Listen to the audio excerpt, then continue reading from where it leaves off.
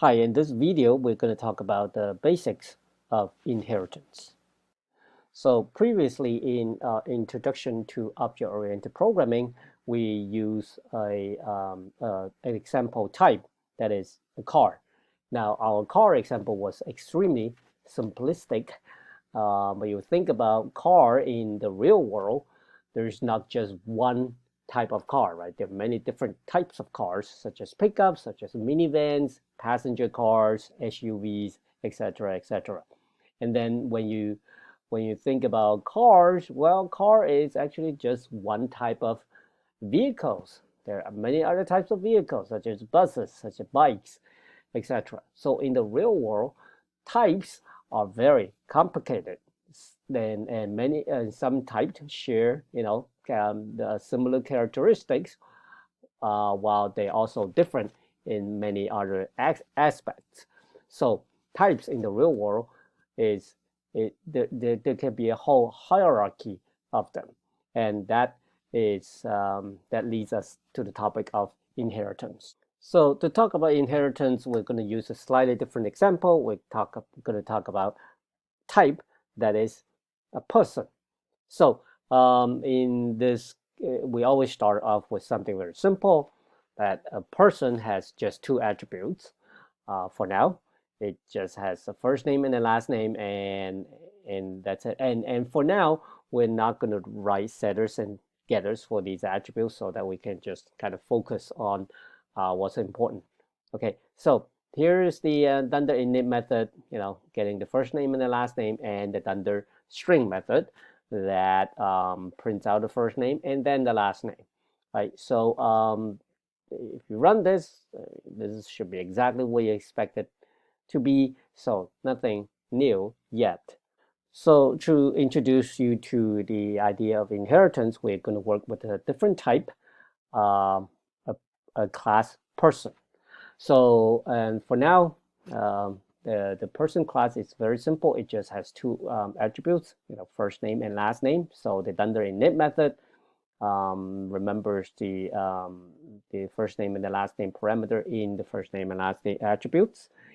And then the string method just returns the first name and then the last name. And yeah, for now, we are not going to write getters and setters, just so that we can focus on the important topic of inheritance. So we run this, and we should know what to expect, right? It just if I instantiate person John Doe, and then when I print out the person, I get John Doe. So nothing new just yet. Now, what if we want to define a teacher class? Well, you think about it, a teacher is a person, right? So a teacher is capable of doing everything that a person is capable of doing. So one way then to define the teacher class that can do everything that a person class can do is basically just to copy and paste the person class definition and just rename the name of the class, which I did here. And if I instantiate a teacher and just run this code, it works as expected. Now, what's wrong with this approach though? You can It's pretty obvious that the first problem is we just copy a whole lot of code. Well, a few lines of code. But if the person class is more complicated, then if it has 100 lines or 1,000 lines, we're going to copy and paste 100 and 1,000 identical lines. That's pretty bad. Don't ever copy and paste code, right? That's the first problem. And then the second problem is, okay, well, what if we find let's say a bug in the person class? If we fix that bug in the person class, well, we have to do exactly the same thing in the teacher class, because, well, it would have the same bug, right? Because we copy and paste the code. Or what if we want to change the behavior of the person class, and we want to apply the same changes to the teacher class? Well, we'll have to do the same changes in the teacher's class as well. So it's uh, well, it can get a lot worse than that, right? So, like I said, a person or a teacher, the class might not just have a few lines. If it has hundreds of attributes, there are hundreds of things it can do. Well, that's a lot of code. And also, teacher is not the only kind of person, right? Well, there are students, there are doctors, there are accountants, and engineers, all sorts of persons, right? So very quickly, if we just do the copy and paste approach, things are going to become very, very unmaintainable very, very quickly. So we need a new approach, and that's where inheritance comes into the play. So we said that teacher is a person, right? So we can make teacher, the class, inherit from the person class. And for now, teacher is exactly the same as a person, so we actually don't have to do anything, right? For now, teacher is just an empty class, but by the by the by inheriting from the person class, the teacher class has all the capabilities of the person class, or in other words, it has basically all these definitions that are inside the person class, but without a single line of code, the teacher class gets all of that. So let's run this, and there we go. So that's a proof that, again, even though the teacher class is empty, it can do everything that a person class can do.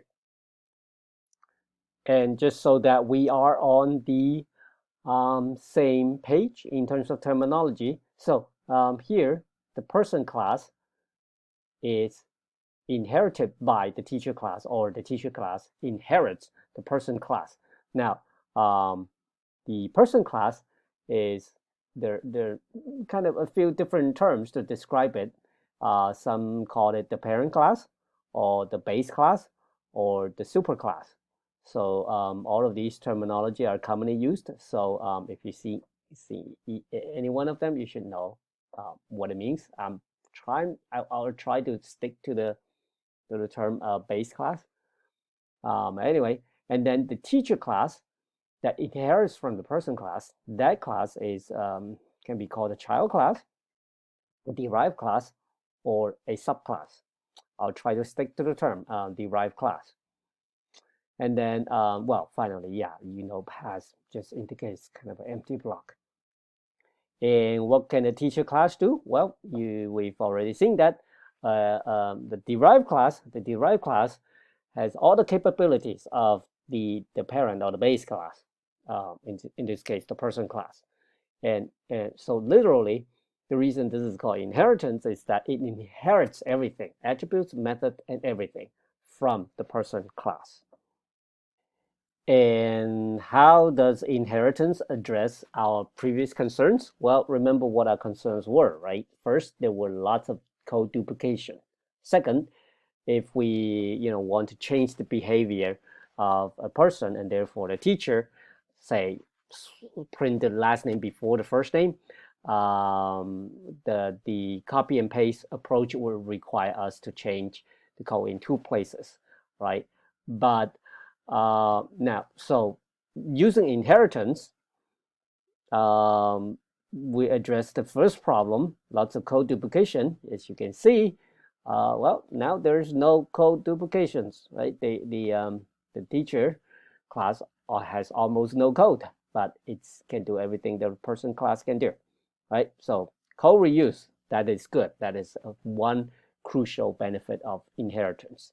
Now, another thing is then, okay, how do we easily switch printing or returning the last name before the first name? Well, we did that here, right? So now if we just put the last name first, maybe put a comma there, and then first name, and when we run the same piece of code, we can see that not only for a person, the last name comes before the first name, but also any class that inherits the person class, in this case the teacher class, its behavior is also changed with nothing that we actually have to change as part of the teacher class itself. So so this is the second, another benefit, very important benefit of inheritance, is that the common behavior between the base class and the derived class can be easily modified, right? And as soon as it's changed in the base class, all the derived classes inherit the same updated behavior. So the relationship between the derived class and its base class is a what's called a is a relationship, and by that I mean, say for example, the one that we just saw, that the fact that the teacher inherits from a person class is because a teacher is a person, right? Other examples such as, an electric car is a car, or a SUV is a car. So it would make sense if we define a electric car class that inherits from a generic car class. More example, for example, a dog class would it would make sense for a dog class to inherit from an animal class because a dog is an animal. And that is in contrast to a different kind of relationship, a relationship that we have actually have used quite a bit, right? So what is the relationship between a person and a person's name?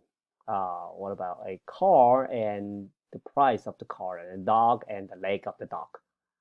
Well, the relationship is what's called a has a relationship, right? So a person has a name. So name is an attribute, or it's part of a person, right? In the car example we've been using, the price of a car is an attribute of the car. So a car has a price.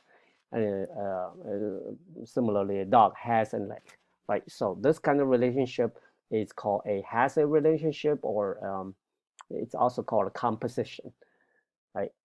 Okay, so I want to emphasize again that inheritance is about is a relationship, right? That a teacher is a person, a type is another type, rather than a has a relationship.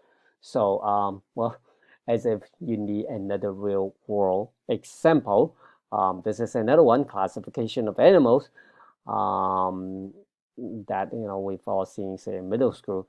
So if you starting from the bottom, you can see that a bird is a vertebrate. A vertebrate is an animal, right? So in other words, vertebrate inherits from animals, and then bird inherit from vertebrate.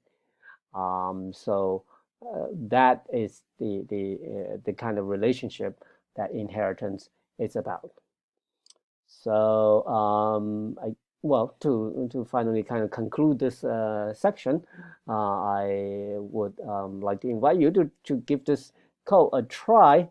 That as much as a teacher is a person, a student is also a person. So please go ahead and define a student class inherits from person class, and you can try to instantiate a few students and then just print it out. So so that we will have this inheritance hierarchy in our Python code.